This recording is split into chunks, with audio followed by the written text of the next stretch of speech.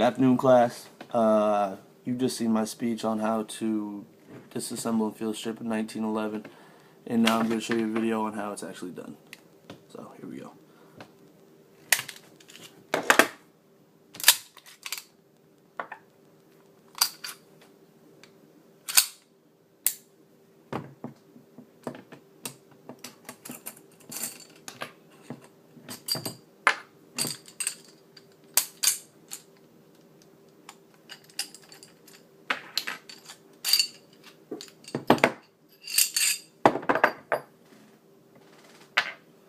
It's that quick and simple to take it apart, and I'm going to show you how to put it back together.